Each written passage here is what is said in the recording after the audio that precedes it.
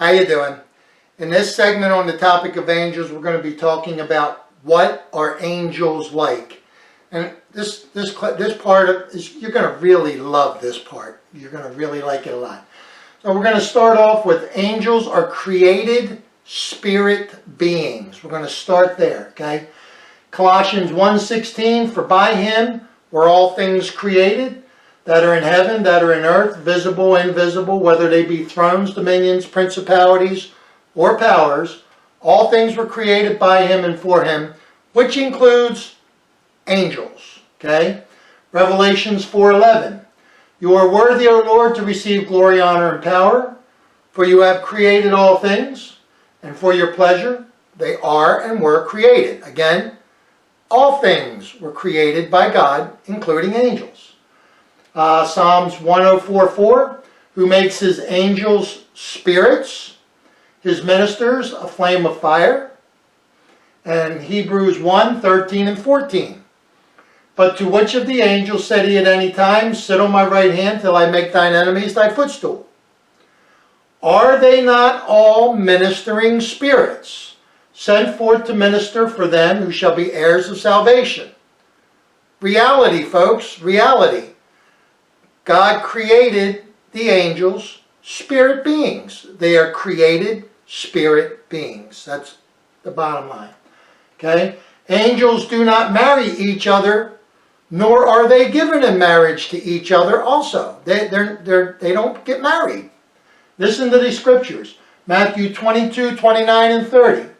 Jesus answered and said unto them, you do err. He told them that they were wrong. Not knowing the scriptures, he told them that they don't know the scriptures, nor the power of God. That's what he said. He says, for in the resurrection, they neither marry nor are given in marriage, but are as the angels of God in heaven. So when we are resurrected, we are not married nor are given in marriage, because the angels in heaven are not married nor are given in marriage. We will be as the angels in heaven. Look at now look at this. Elect angels cannot die anymore either. I'm not talking about the ones that have already sinned. I'm talking about the ones that did not sin. 2/3 of the angels did not sin. Only 1/3 followed Satan. 2/3 stayed with God. Okay? Please remember that. But the ones that stayed with God, they cannot die anymore. Listen, Luke 20:35 and 36. But they which shall be accounted worthy shall obtain to obtain that world and the resurrection from the dead, neither marry nor given in marriage, neither can they die anymore. And that's the part I wanted to get across. For they are equal to the angels and are children of God, being children of the resurrection. We're equal to the angels. We cannot die anymore. And just so you know, the only thing that can cause death is sin. Angels can't sin. The elect angels can't sin anymore. When we get to it, you'll see that they've been sealed. Angels are also innumerable. Listen to this. Hebrews 12:22. But you are come to Mount Zion, to the city of the living God, to the heavenly Jerusalem, to an innumerable company of angels. Okay? Jeremiah 33:22. As the host of heaven cannot be numbered, which they can't, neither the sand of the sea measured, so will I multiply the seed of David my servant and the Levites that minister unto me. Innumerable, can't be numbered. Revelations 5:11. I beheld and I heard the voice of many angels round about the throne and the beast and the elders, and the number of them was 10,000 times 10,000 and thousands of thousands. In other words, there's no number. It's just a lot. Okay? And then Luke 2:13, Luke 2:13, chapter 2, verse 13. Suddenly there was with the angel a multitude of the heavenly hosts praising God and saying, glory to God in the highest and all that. Okay? Man was made lower than the angels. Listen to this. Psalm chapter 8, verses 4 and 5.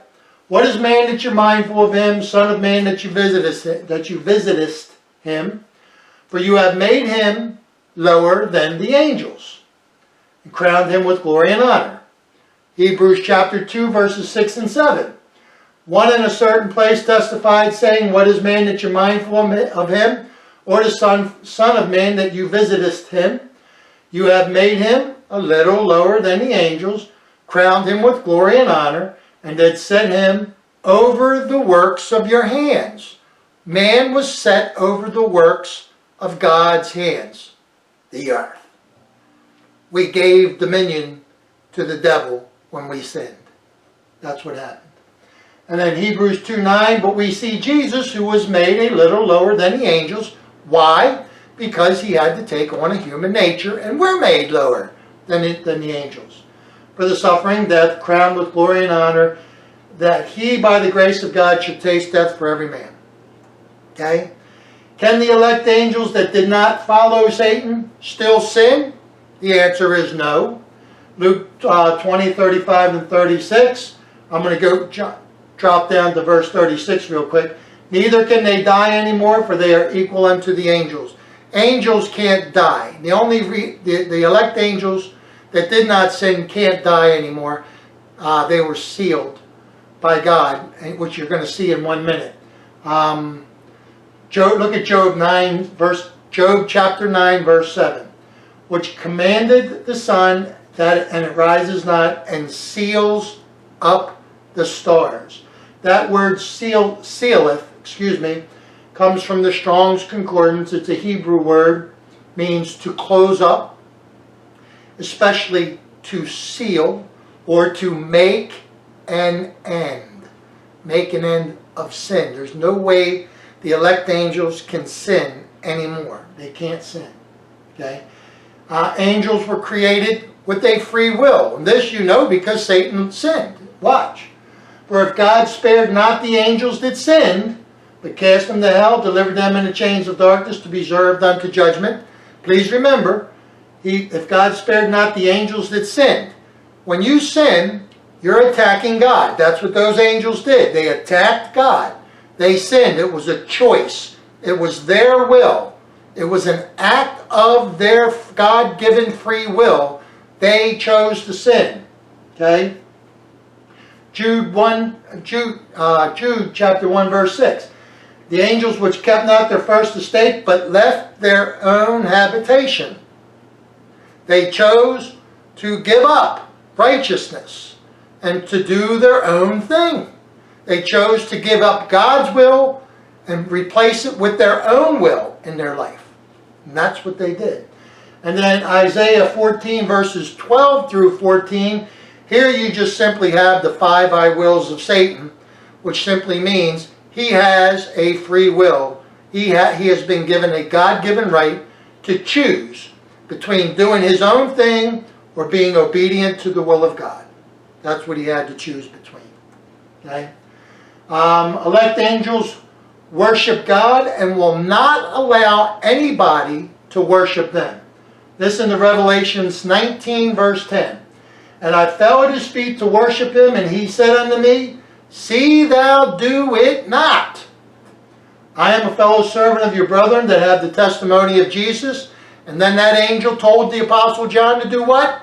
Worship God. For the testimony of Jesus is the spirit of prophecy. That angel would not let the Apostle John worship him. All elect angels, 100% of the time, will direct the worship towards God. Look at Psalm 103:20. Bless the Lord, you his angels, that excel in strength, that do his commandments, hearkening unto the voice of his word. And then Nehemiah 9:6. You, even you, O Lord, alone, you have made the heaven of heavens with all their hosts. He has made the heaven and the heaven of heavens with all their hosts. The earth and all the things that are therein, the sea and all that is therein. And you preserve them all, and the hosts of heaven worship you. Angels worship God and will not allow anybody to worship them, and will always direct worship towards God and not themselves. They won't allow you to worship them. Okay? Elect angels are immediately obedient to God. This is what I would love to be. Immediately obedient. Psalm 103:20, bless the Lord, you his angels that excel in strength, that do his commandments, hearkening unto the voice of his word.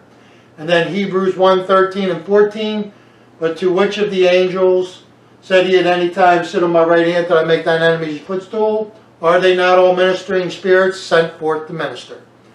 For them that are heirs of salvation, us, okay? So they're all immediately obedient, all of them, instantly, the elect angels, okay? Elect angels are strong and powerful, 2 Peter 2:11. Whereas angels, which are greater in power and might, bring not a railing accusation against them before the Lord. And then Revelations 18:1, after these things I saw another angel come down from heaven, having great power, and the earth was lightened with his glory. Again, they're very strong, they're very powerful. I believe one angel took out 185,000 Assyrian soldiers in one night. Just one. Okay? Think about that. Okay? How are elect angels clothed? Great question. Revelations 15:6, and the 7 angels came out of the temple having the 7 plagues, and listen to this now, they were clothed in pure and white linen. Symbolic. Pure, there's no darkness. White, there's no darkness. It's pure obedience. That's what their clothing is. Pure obedience, light, okay? And having their breasts girded with golden girdles. Gold is symbolic of God, of deity, of God, okay? They have their chest surrounded by God. And they're clothed in obedience. Oh, it's magnificent stuff. Luke 24:4, and it came to pass, as they were much perplexed thereabout, behold, 2 men, which were angels, stood by them in shining garments. This was at the tomb. Matthew 28:2, behold, there was a great earthquake, for the angel of the Lord descended from heaven, came, rolled back the stone from the door, and sat upon it. His countenance was like lightning, and his raiment white as snow. Again, white, purity, holiness, no sin, immediate obedience. That's what that speaks of. Okay? Mark 16:5, and entering into the sepulchre, they saw a young man sitting on the right side, clothed in a long white garment, and they were affrighted. And then we come to the final one, which is angels experience joy. Listen to this. Luke 15:10. You're going to love this. Likewise, I say unto you, there is joy in the presence of the angels of God over one sinner that repents. One sinner. There is joy in the presence of the angels of God. Do they experience joy? You better believe it. Luke 2:9 and 10. Lo, the angel of the Lord came upon them. The glory of the Lord shone round about them. They were sore afraid. And the angel said unto them, fear not, for behold, I bring you good tidings of great joy. He brings the joy with him, which shall be to all people. And then finally, Job 38:7. Listen to this, it's good stuff. When the morning stars sang together, and all of the sons of God shouted for joy when the creation was going on. Guys, angels are awesome. They are just so awesome. They're a wild little topic to study, okay? Next, we're going to be getting into what are angels referred to as in the scriptures. And going to really like that. It's probably where we're going to end with angels, okay? Love you guys. I really hope you're enjoying this. Love you.